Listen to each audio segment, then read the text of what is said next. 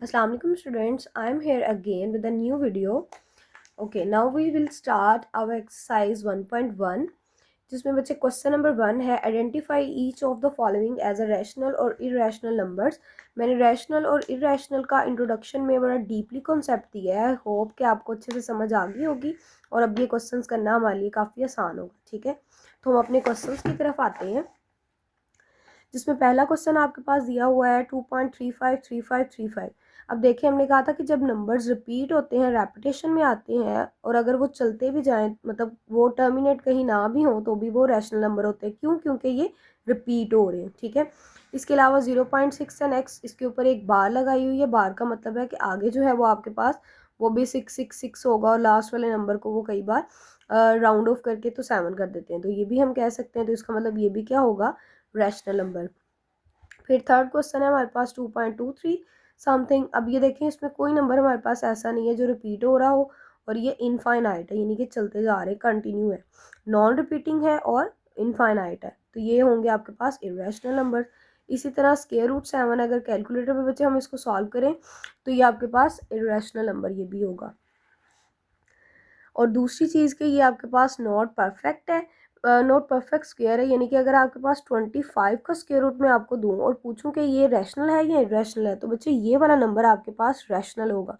अब आप कहेंगे कि अगर स्क्वायर रूट है तो रैशनल क्यों है? अब देखिए, स्क्वायर रूट के अंदर जो नंबर है ना, अगर वो परफेक्ट स्क्वायर है, अब आपको पता है ये 5 का स्क्वायर है, तो हम इससे कैंसिल करेंगे तो ये सिंपली 5 आ जाएगा।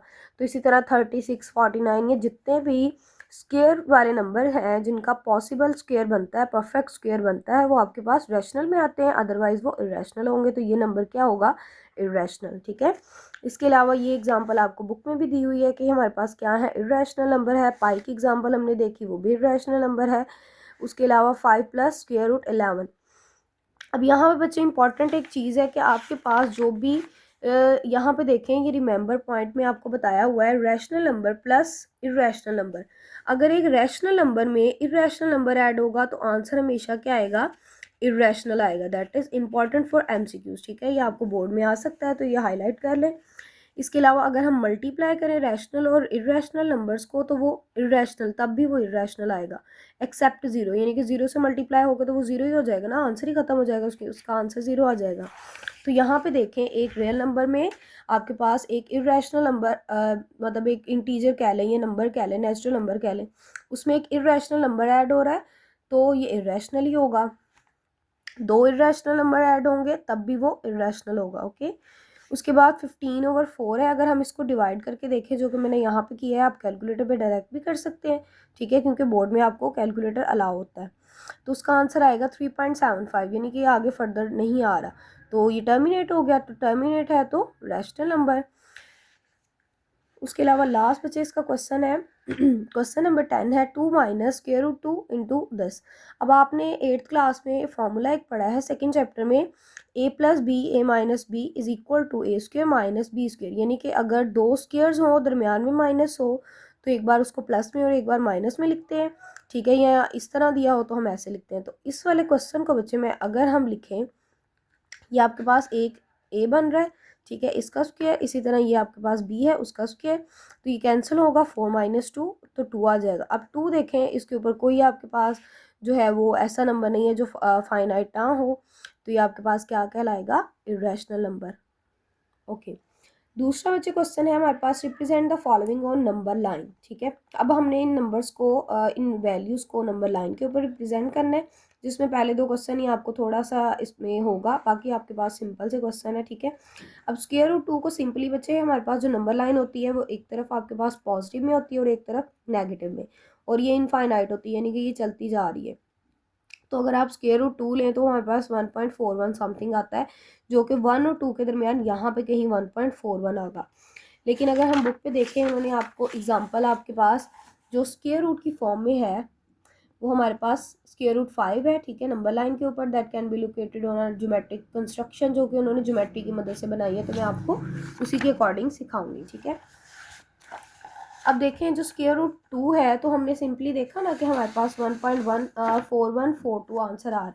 तो उसके लिए बच्चे आपको चाहिए, आपने एक नंबर लाइन कंस्ट्रक्ट करनी है। ठीक है, सिंपली जैसे मैंने एक कंस्ट्रक्ट की है, तो उसके लिए वो कहता है कि आप एक इसका यूनिट जो है वो 1 ले लें। हम पाइथागोरस थ्योरम के अकॉर्डिंग इसको सॉल्व करेंगे, ठीक है। या आपने यहाँ तक ये इतना ओपन कर लिया, ठीक है, 1, और फिर यहाँ पे रख के आपने एक आर्क लगाई है जो कि हमारे पास कितनी आएगी, 1, ठीक है। अब यहाँ पे हम इसको स्केल के साथ इसके साथ मैच कर लेंगे, ठीक है। अब आपने ये वाली चीज़ इसके साथ मैच कर देनी है। अब यहाँ से हम इतनी मेजरमेंट लेंगे, ठीक है, और इतनी मेजरमेंट पे आप एक आर्क लगाएंगे लाइक दिस, ठीक है। तो ये वाला बच्चे जो पॉइंट हमारे पास आ रहा है, ये वाला बेसिकली आपके पास क्या बन रहा है, स्क्वायर रूट 2। अब ये स्क्वायर रूट 2 हम मैथमेटिकली भी मैं आपको बता सकती हूँ कि आप देखो कि आपने ये वाली बेस ली है 1, तो पाइथागोरस थ्योरम के अकॉर्डिंग हमारे पास हाइपोटेन्यूज है, ठीक है, ये बेस है एंड दैट इज परपेंडिकुलर। वो कहता है कि आप बेस 1 यूनिट ले लें और परपेंडिकुलर भी 1 यूनिट ले लें। जैसे कि मैंने ये 1 यूनिट लिया और फिर ये वाला 1 यूनिट लिया, यहाँ पे हमने एक आर्क लगाई और उसको इससे मैच कर दिया, ठीक है। तो हमारे पास यहाँ पे देखें 1 + 1, तो तब भी आपके पास ये वाली वैल्यू जो है वो कितनी बन रही है, स्क्वायर रूट 2, ठीक है। तो ये हमारे पास ये वाला पॉइंट जो होगा स्क्वायर रूट 2 आ गया। सेम इसी तरह बच्चे हमारे पास नेक्स्ट जो क्वेश्चन है दैट इज स्क्वायर रूट 3। उसके बाद बच्चे जो नेक्स्ट क्वेश्चन है उसमें भी पहले आप सेम जैसे हमने क्वेश्चन नंबर 2 वाला किया है उसमें स्क्वायर रूट वाला लेंगे।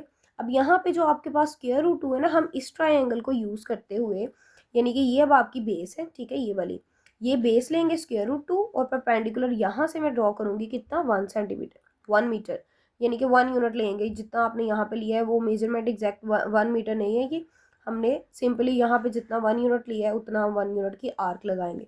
अब इसी तरह यहाँ पे आर्क लगाने के बाद इस पॉइंट को मैंने इससे मैच कर दिया है। अब इतनी आप पर कार खोलेंगे, कंपास खोलेंगे अपनी, और यहाँ पे रख के यहाँ से सिंपली एक आर्क लगाएंगे। तो ये वाला बच्चे जो हमारे पास पॉइंट होगा ये आपके पास क्या होगा, स्क्वायर रूट 3, ठीक है। आगे बच्चे सिंपल से हमारे पास क्वेश्चन है 4 × 1/3। सबसे पहले मिक्स फ्रैक्शन सॉल्व करेंगे। मिक्स फ्रैक्शन में आपको बताया इसको इससे मल्टीप्लाई करते हैं, ठीक है। 4 3 = 12 और जो नंबर आए उसमें ऊपर वाले आपके पास जो हमारे पास न्यूमरेटर है उसका नंबर ऐड करते हैं। अब इसको मैंने सिंपली डिवाइड किया तो 4 पॉइंट समथिंग आया। आपने एक नंबर लाइन ड्रॉ की तो 4 से थोड़ा सा आगे आप कहीं पे भी लगाएंगे तो वो 4.33 हो जाएगा। अगर नेगेटिव में आपके पास नंबर है उसकी भी मिक्स फ्रैक्शन सॉल्व की तो ये हमारे पास नंबर नेगेटिव में चला गया, ठीक है। तो मैंने आपको बताया कि 0 के राइट वाली साइड पे हम पॉजिटिव नंबर लेते हैं और इधर हम नेगेटिव लेते हैं। तो ये 2 पॉइंट समथिंग आया, तो -1 -2 -3, -2 से थोड़ा सा आगे, इसका मतलब ये 2.14 होगा, तो सिंपली यहाँ मार्क कर देंगे।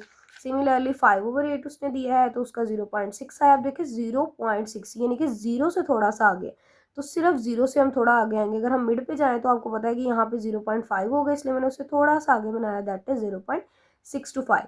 और ये एक क्वेश्चन बच्चे आप खुद ट्राई करके देखेंगे, ठीक है। जो अगर आपने कुछ पूछना हो तो आप कमेंट्स में पूछ सकते हैं। तब तक के लिए अल्लाह हाफ़िज़ और मेरे चैनल को सब्सक्राइब करें।